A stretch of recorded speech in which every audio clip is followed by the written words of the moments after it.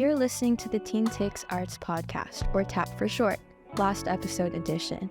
Here on TAP, we explore how teens and young people are engaging with music. What is the context that drives our local Seattle music scene? What, how, why, and where are teens listening? And maybe most importantly, how can you be involved? We conduct interviews, dive into history, and more. I'm Josh. I'm Xandra. I'm Olivia. And I'm Triona. And today is a very special episode on TAP.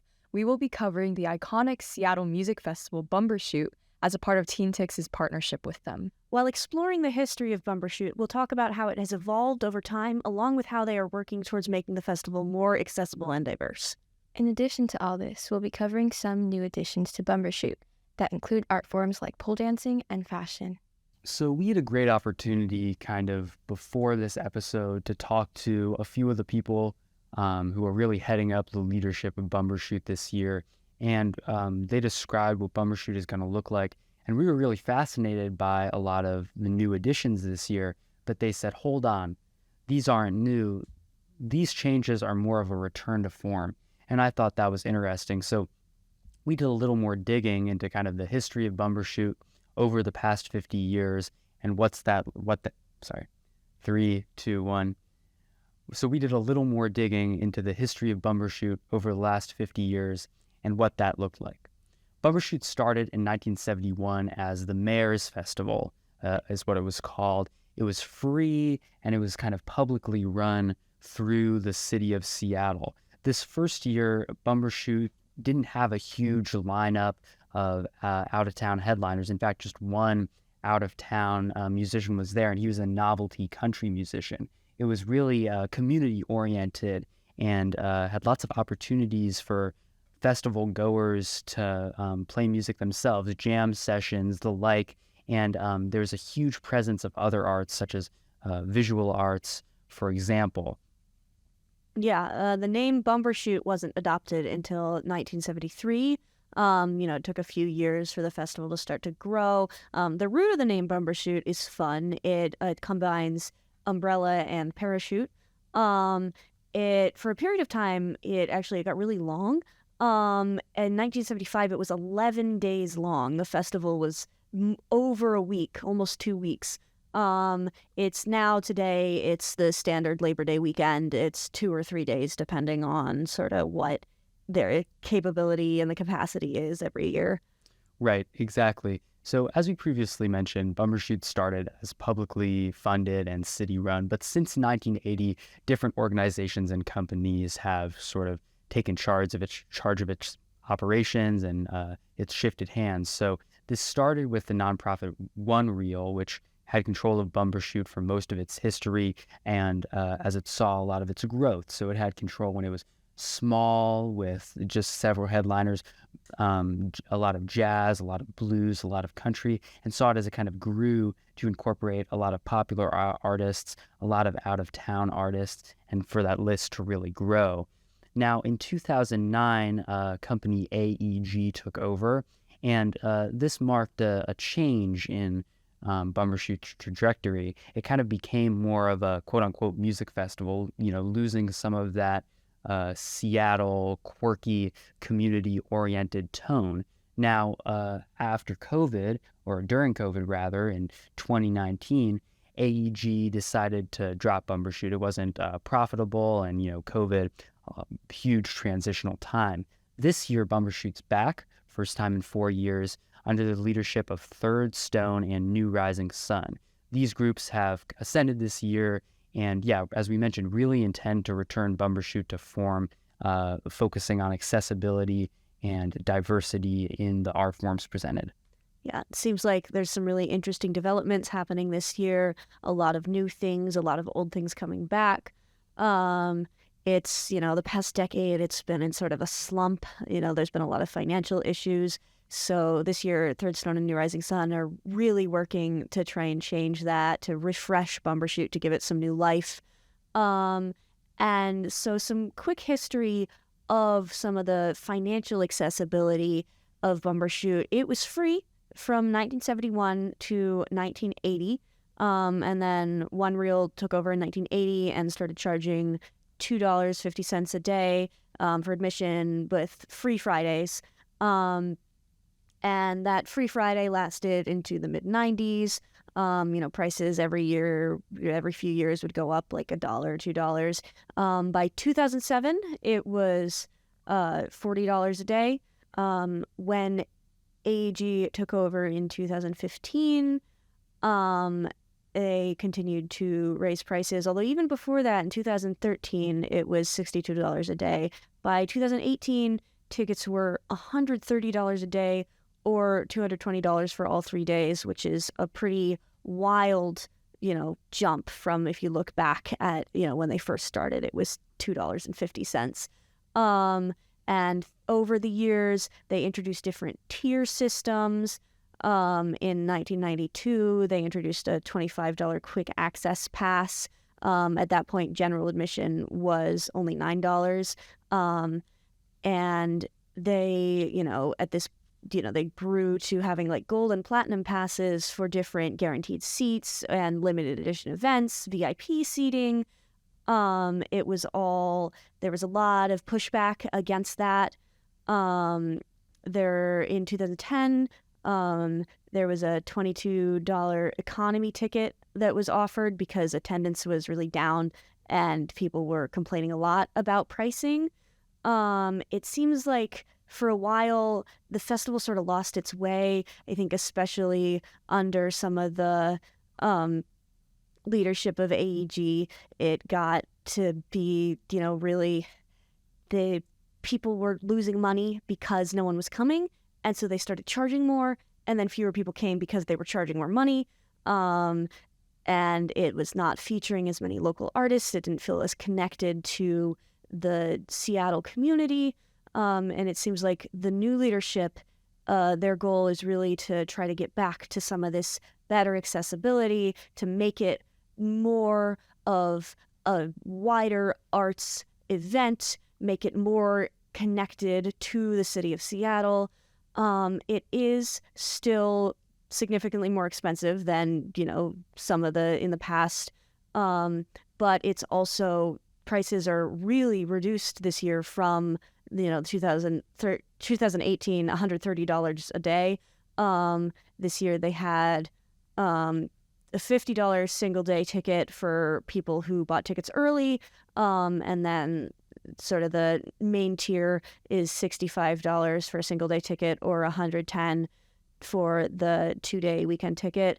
The website has an additional service fee, which is not insubstantial.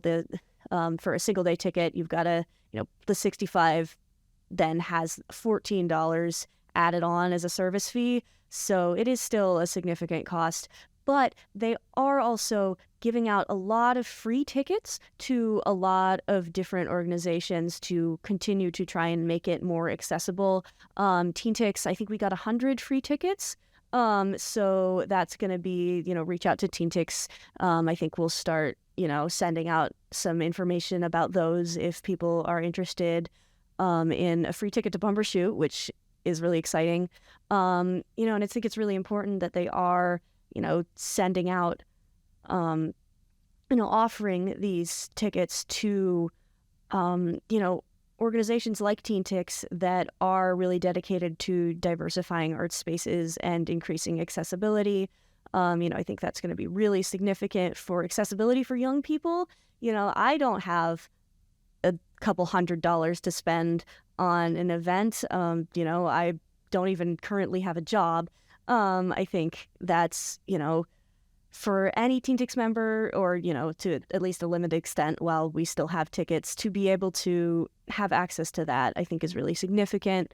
And I know they're also focusing more on disability accessibility this year. I don't know necessarily specifically what they're doing about that, but I do know that Seattle Center has free wheelchairs with just always. That was really helpful for my grandma at Folklife this year, which I had not previously known about. But, there are these services that are being offered. And I think part of what Bumbershoot is trying to do also is to just make people more aware that these services exist, so that people don't think, oh, well, I can't do this because I have this limitation. Right. And in terms of those prices for accessibility, the bottom line is that Bumbershoot isn't Coachella. It's not some playground for 20-somethings with lots of disposable income. And its greatness isn't found in trying to be that. So the prices shouldn't indicate that that's what it is. The prices should indicate that it's a community-oriented festival where people of all backgrounds, people of all ages can come and have a good time. And it's good to see that even though it's not perfect, it's in a process of reversion back to kind of that original state.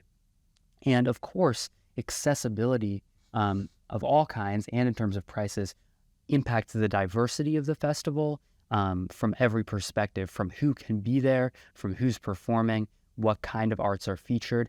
Accessibility has a profound impact. Now, as looking back at the headliners throughout the history of Bumbershoot, it's often been a huge, huge array of different genres, artists from different countries, bringing different perspectives, music from all around the world, as I mentioned, jazz, blues, reggae, country, really everything you could name has had a presence. But in this last 10 years, that hasn't been the case, sadly. And also it's shifted away from something local.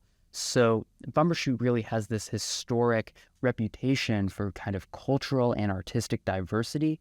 And this year, under new leadership, Bumbershoot is trying to bring that back. So I really appreciate that. And they've really, on their website at least, and it seems like in the programs they're initiating, have made diversity a priority. Yeah, I think you bring up an interesting point with sort of the headliners or the people that are performing musically at Bumbershoot. I really like how there's a lot of smaller, more local bands that are coming to perform, but then even like the headliners like Slater Kinney or like Sunny Day Real Estate, those are bands that were, Seattle based, which is also a nice like tie-in to make it local, but at the same time they're like mainstream enough that most people know them, if you know what I mean. But I also agree with how in the past Bumbershoot really focused on trying to bring a diversity of musical genres, like you said, jazz, blues, everything. And this year I feel like they're trying to do that a little bit more as well, just trying to bring in, as many genres as they can. I know we were talking about this a while ago, but, seeing some of these artists like listed next to each other is a little insane. You have like Fatboy Slim and like Jawbreaker next to each other and stuff. I think that's crazy. But yeah, I like how, if you attend the festival, if you are, a fan of these bands, you can go from like, Fantagram and then go to Sunny Day Real Estate. I know I'm going to, watch Sunny Day Real Estate and scream my heart out to In Circles. But, I just love that, seeing this list of artists. It's cool that they're trying to bring so many different sounds and, local and mainstream artists into their set. Yeah, and one thing that's great about the inclusion of Sunny Day Real Estate and Slater Kinney is they've actually both played at and headlined Bumbershoot before in the 90s. I think it's Slater Kinney actually multiple times. So it's kind of recognizing this sort of lineage while connecting it to the present. Yeah, and I think it's also, really valuable that they're, diversifying musical genres, and also they're just diversifying artistic mediums in general. It's not just music this year, and I think that is also a really significant thing. Yeah, I definitely agree. I'm really happy that we got the chance to talk to the new leadership. Like one of the people we talked to, Halea de Barros, I actually met her back in like 2020 when she was working at Arts Corps. And it's really cool to see someone who's the new director of education at Bumbershoot be someone that was like supporting me before. Like they were supporting youth and bringing like arts to the youth and making it accessible. So you can see like how the new leadership is like changing that. One of the new elements to Bumbershoot this year in their effort to diversify artistic genres is pole dancing, which I think Xandra can tell us a little bit more about. So I was super excited to hear that one of the art forms that Bumbershoot is offering is pole dance, because I am a pole dancer. And pole dance is definitely like a form of self-expression. It's allowed me to like gain strength and be open about who I am through movement. And I feel like pole dancing really helped me gain confidence and get to be part of a community that evokes so much like positivity. And I've performed a couple times and am preparing for an upcoming show in September. So I'm really happy that I got the chance to hear from Maggie Nation, one of the board members at Ascends Pole and Aerial Arts, that helped curate the pole dance program for Bumbershoot. Have any of y'all been to a pole showcase? No, I've never I didn't even know there were like I mean, obviously there are pole dance studios out there, but I just like guess I never really thought about it before. Like that's really cool. It's definitely sort of a niche sort of like dance category, but I think that's really cool that they're bringing that to Bumbershoot, you know? And it's also cool that you had such like a connection with that as well. Yeah, I think I think pole dance has been really stigmatized in our society. I've been interested in learning for a couple years actually. I think always been a little bit daunted by the just general physical strength and flexibility that it requires. I watched some of your videos on your website, which was really cool. I've never seen any pole dancing live, but it's always been an art form that I've found really cool and beautiful and fascinating. Yeah, I haven't seen any pole dancing either, but I also really respect the sort of physical strength that's involved in terms of especially core. It just seems super challenging. Definitely not something that I could do, in my current state. So I, would love to see a showcase someday and really just kind of honor that. Yeah. Yeah. That's why I'm so excited to see that Bumbershoot is going to have pole dancing there. So I asked Maggie, like, how does she feel knowing that pole dance is a part of Bumbershoot? And she said she's excited yet also apprehensive, which surprised me a little, but I also understood where she was coming from because she said it's like hard to share something that's meaningful and personal that you've created with an audience because there's a lot of like vulnerability there. And I've definitely like felt that way like with my showcases. I had to be really like up on stage, and that's like a vulnerable thing to do, to just be up there in front of like an audience. I've also asked like how did they start creating the pole program, and apparently Bumbershoot gave them a pretty good like framework to start creating, and then she thinks that it really just unfolded like naturally from there. The biggest challenge for her was to figure out how to like structure the performance schedule, because each performers will actually be doing the performance 6 times throughout the day, which is definitely like a lot to ask from a performer, because that's so much strength and work to have to do something and then to have to do it like 6 times. And it's a 12-hour day, so it's going to be a lot, but a lot of people are going to get to experience the art, which is cool. And I'm pretty excited. There was a bunch of like applications. Like I actually work at the dance studio as well, so I got to kind of see like from like a side view like how they started creating the program. Kind of like sent out an application. I like made a graphic for it because I'm the social media coordinator there, and a bunch of people from the Pacific Northwest started applying, like 60 people, and they had to get it down to 12 performers. So Maggie was really happy to have like a bunch of applications, but she also talked about like it's hard to say no to really talented people because that's a lot of applications and a lot of talent.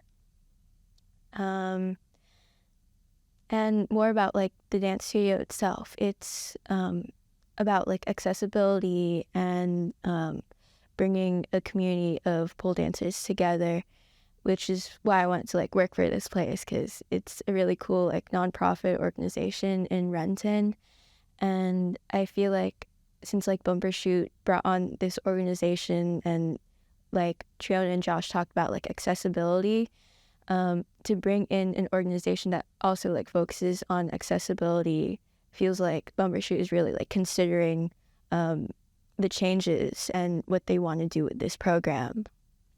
Right. I think pole dancing is decidedly an art form that's not really a part of the mainstream. And, but clearly there's interest, as you've described, and clearly it's something that's very important. So Bumbershoot, bringing it on board, I think is so valuable and important. Yeah, I love that it's a community-focused nonprofit. I don't remember, did you say what it was called?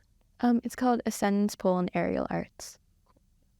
I'm just more like shocked that they are like performing 6 times throughout the day, you said. Like that's like asking, I guess, like a basketball player to play, 6 games in a single day, which is like very physically demanding and stuff. And like I actually have seen a few of your pole dancing videos online, and it's just such a like full body like exercise, you know what I mean? Like it's so like, oh my gosh, it's so fluid and interesting. And the fact that they're doing it 6 times throughout the day, I can't even imagine. Like, that's a lot of work they're putting in. But obviously, it's going to pay off just because, again, I wasn't really expecting Bumbershoot to be adding in sort of pole dancing into their repertoire for the festival. But I'm very excited to see it and experience it for the first time. Yeah, it makes me think about like at Renaissance fairs where they've got like those aerial silk dancers who will just keep doing the show like over and over again all day. Like that seems like a similar sort of thing with that kind of full body exercise that you just have to continue performing. Yeah, it's crazy. I'm so excited to see these performers, and I'm like, I've performed before, like I said, and like after like one performance, you're just completely like exhausted. So I'm like, oh gosh, this is gonna be like a really crazy thing to see. Is there like a theme for this year's? Yeah, so Maggie talked about the theme, and the theme is, what does pole mean to you? She said, we want to show our audience the forms and styles of pole dancing, as well as sharing the ways it has like touched and impacted the lives of the performers, which I thought was a really cool theme. It gives people like flexibility on what they can do, but it's also interesting to see how they're going to like take that question and turn it into movement. People can learn about Ascendance through our website, ascendancestudios.org, or on our Instagram at Ascendant Studios that I run. So you should follow it. Thank you. Also, like more about like what to expect from the program. Maggie quote said, "Expect to have your mind blown a little bit," and I'm definitely expecting that. She and Tara, another one of the board members, were really hoping to like showcase like different styles of dance and to show people that like pole is something that's new and amazing, and to celebrate all those like beautiful parts of pole. And as I said, like pole dancing is really significant to me because it gave me a lot of confidence. So I also asked Maggie like why pole dance is significant to her, and she said because it's just fun. It's a way to like express and show like joyful celebration. It's really cool to see like the long-term goals that people have, and since she's also like an instructor, I'm sure she definitely sees like the growth in students, like when they just first start out with like beginner pole and then they start moving up the levels. She also says that she loves like sitting in the lobby and hearing a class full of people like cheering each other on, and this is something that I hear because I also like work at the front desk. And it's just like a really nice community to be a part of. I think that pole dancing is like a very stigmatized sport, like Triona said. And I think that it's definitely like a real shame that people put so much hatred towards it, because I can see how people are taken aback by the sport and shame it, when the reality is that pole dancing requires a lot of strength. Like, people overshadow the talent and the hard work put into pole dancing. So to see Bumbershoot bring a pole dance program into the festival, it makes it feel like they really value diversifying the arts included in the festival, and it makes me as a pole dancer feel seen. So in addition to pole dancing, Bumbershoot has decided to sort of add this like fashion district this year, just to diversify a little bit more of the art forms that are presented. And I'm really excited about this whole like fashion districts that they're having, just because fashion to me is really important, and it's really just another way of self-expression. And I think people overlook it as a form of art sometime.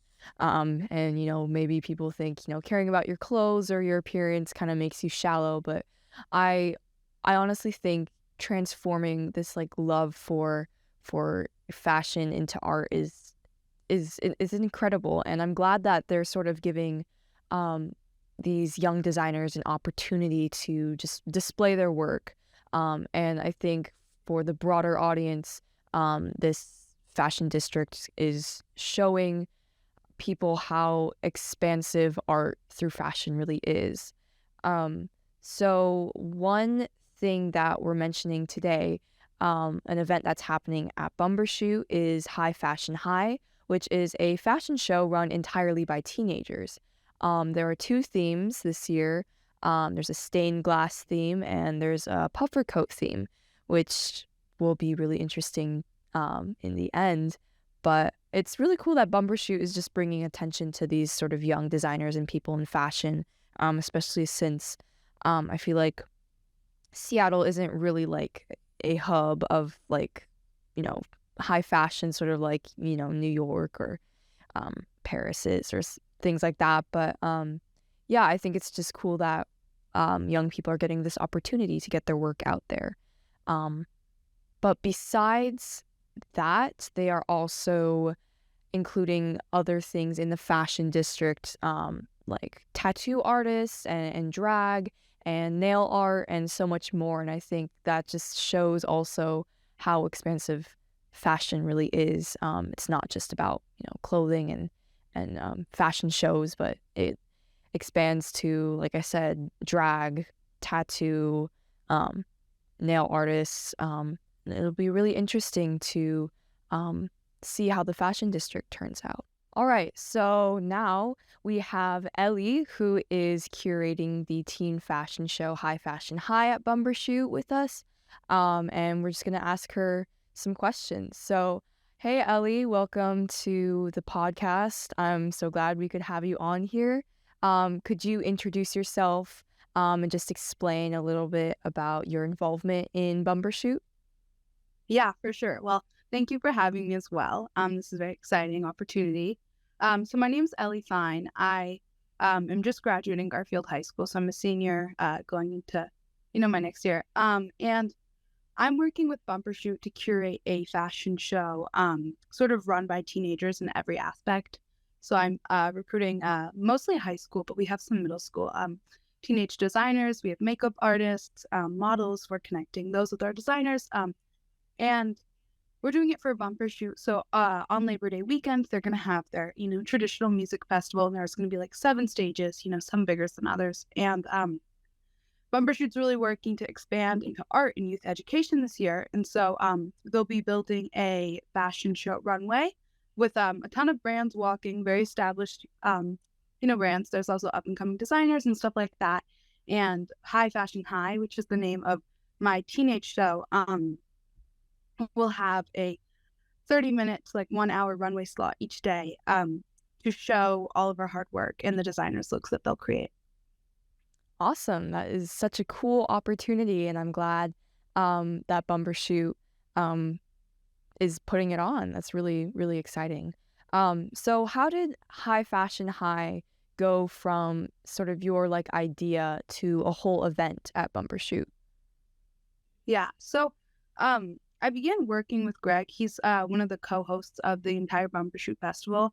I had just had some free time and knew him through a friend and was wondering, what can I do to help? I've heard about this thing called like the fashion program. I don't even know what that means, but I just want to do what I can. And so I started doing some research for him, helping him find designers just to fill the runway with, because technically there's 24 hours, so there'll be 12 each day from like 10 a.m. to 10 p.m. So I was helping him find people like that. And then as I was getting into it, I was thinking like, it would be really cool if like maybe I could show something, or people that I know that are into designers could show things. I saw the UW Fashion Club and I wanted to do like high schoolers and college students. I felt that that would be really cool to get them involved. But then I worked with Greg and we decided that what would be a manageable and very exciting project would be to really focus on high schoolers because it's sort of a challenge. The Pacific Northwest, it's not a very obvious hub for the highest fashion, especially because there's less of it. It just trickles down to youth a little bit less. I definitely feel that in my public school. I know that some schools are able to push that a little bit more and have sewing studios, which is awesome. So I thought that that would be a really fun challenge. I was also inspired because over the summer I've done fashion programs with Parsons and RISD, and it was just so amazing to be able to be in a studio, like working with your friends, and meeting other kids that are into fashion design. It's very powerful and really pushes you to be more creative, I find. So I wanted to do whatever I could to recreate that sort of community and inspiration here with High Fashion High. Awesome. Yeah, that is really, really inspiring. That like you as a teenager are able to put on this whole event at a very established music festival and sort of involve all sorts of young people in this program. So what do you think is the most daunting challenge with your whole fashion program? Well, I would say that, you know, the idea that I'm running this whole thing or making it happen was definitely very daunting. I remember I had my first meeting with Greg when we sort of decided exactly what my role in Bumbershoot would be. And he's a very creative guy and he just sort of spews ideas and throws them out there. And so I was like, I told him, yes, like I'll do this for you. And I was like, there's like no way that in like, I don't know, 7 months, I will have brought together all these people I don't know and tell them to make something and I don't know what to make and get models and have a show. And it was just crazy. I was like, there's no way that I can do this. But we've had a lot of time, luckily. So we've taken things one step at a time. I think that just like making a show happen is so daunting. I've done a couple before and it's just like throwing a fashion show. There's so much work. And I think the hardest part is just finishing all of the designs on time and like have the designers feel proud of them. And so, part of that is like motivation and getting them enough resources and inspiration and practice. So that's definitely the most daunting part. I just really hope that we can, get the designers what they need to finish all the looks in time and have them be really happy with the way that they look. Thank you so much for that. Lastly, what do you hope to accomplish with High Fashion High? What's sort of your mission with all of this? Right. My mission, I sort of touched on this earlier with the communities that I found doing fashion programs. They were pre-college programs, so they were high schoolers that wanted to do the fashion industry. Honestly, not a lot of our designers are 100% sure that they want to do the industry, which is very interesting, but I think it's cool that they're putting so much work into this nevertheless, even though, they're not specifically trying to get somewhere, even though some of them are, which is another goal. But yeah, I just really want to build a community. I want people to be able to make friends and be in the studio and like be inspired with each other. Of course, I want to help them accomplish their dreams. So if a student comes to me, it's, I don't have anything for a portfolio and I want to make something to get into FIT or whatever. I want to help them get the resources they need, get the fabrics, get, the mentors or the machines, the experience, so that they can, feel confident about their application into the fashion industry. Yeah, I really admire that. That it's really about community outreach and just building those connections with each other because that's what really matters with all of this. Is there anything else that you would like to add? Well, I would just say this is probably relevant to most of your listeners because they're entering the college application system. I've just been through that, and it's definitely very daunting. It's very challenging. And so, especially for applying to art schools, if you're interested in building your portfolio, anything like that, like please reach out to me. I would love to help you get into wherever you're looking for. And if you're not looking towards an art school, that's totally fine. If any of Bumbershoot sounds interesting to you, if you'd like to be a stagehand or anything like that, please reach out. Because we can use all the help we can get to make the show as awesome as possible. Awesome. Well, it was so great to have you on, and I appreciate all your insight. And yeah, thank you so much for spending time with us today. All right. Of course. Have a nice day. You too. we want to say thank you to Helea de Barros and James Miles from Bumbershoot for taking the time to talk to us. Thank you to Maggie Nation from Ascendance Pole and Aerial Arts for taking the time to discuss the curation of the pole dance program at Bumbershoot. And lastly, thank you to Ellie Fian, who is curating the teen fashion show High Fashion High, for speaking to us today. So you might be wondering what songs we're listening to. I've been listening to All Tinted by Wolf Tyler. I'm actually going to be performing a cover today with Totem Star later after this episode. What songs have you guys been listening to? A song I've been listening to a lot lately is, I believe it's pronounced Moss Thoser, by Food House, which is this sort of like hyper pop electronic duo of Goopy and Fraxium. And Goopy is actually the skateboarder legend Tony Hawk's son, which I had no idea. It's a little random, but I think it's so cool. He's like ventured into music and stuff, which is, I don't know, just really exciting to discover. I've also been listening to a lot of Nine Inch Nails. I'm sort of in like the angsty phase right now.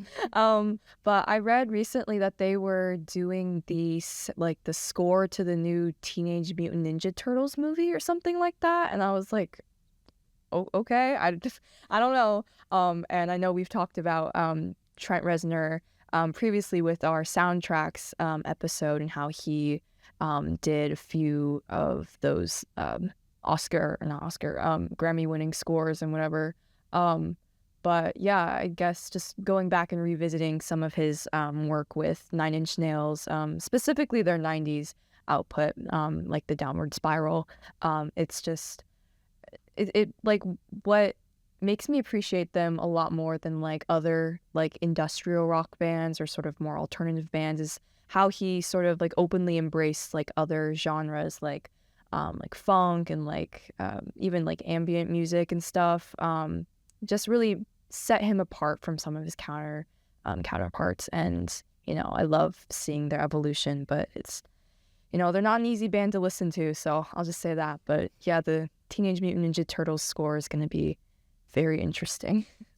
That's so funny about the Fraxium. I remember them, and I remember the precursor, actually, track you talked about is Thaus Moser, kind of with the consonants flipped. Some crazy lyrics in that one. But I've been in a little bit of a mood that I don't think I've been in for maybe 3 years, and that's a shoegazy one. So I've been revisiting all the kind of classics of that sort of subgenre, especially Slowdive, Souvlaki. It's just really dense, layered music. I think when I think shoegaze, those are two obvious adjectives: dense, layered, and lush. It just kind of overwhelms you, covers you, and that's kind of what I've been feeling lately. Is just something to kind of relax to, and really music that kind of takes you somewhere. So shoegaze has been doing that for me lately. Yeah, that sounds really fun. I love music that can bring you on a journey. I think I've recently been listening to a lot of music by Madeline Bailey. You might be familiar with her. She was on America's Got Talent like a year or two ago for... she wrote a song using all of the hate comments that she got on YouTube. Yes, I have. And I saw that. I think it was like recommended to me by an algorithm somewhere. And then I was like, oh, this is really cool. And so then I went and looked up some of her original music. And it really spoke to me. I really enjoyed it. It's been a lot of fun. I love discovering new artists really randomly. Yeah, it's always so much fun to just talk about music we've all been listening to and making those personal connections. But moving on, applications for next year's TAP program are open right now. If you are looking to sort of like meet new people and engage with music in a different way, I highly recommend it. I've had a great time this year. So yeah, check out those applications on the Teen Tix website. You could get to do what we do. It's super cool and fun. That's a wrap for this year's TAP. The music you're hearing is Periwinkle by Totem Star artist Aliana Gray. We want to thank Grant Vu for editing this episode, and Grant is actually in studio right now. Yay! Right Thank you, there. Grant. Thanks, Grant. Thank you, Grant. Thank you. We also want to thank the Vera Project for welcoming us into their space and Ground Zero Radio for their support in the production of this podcast. Signing off, this is Josh. Xandra. Olivia. And Triana. You've been listening to the Teen Takes Arts podcast, uplifting youth voices and artists in the local music scene through access to education and critical discussion.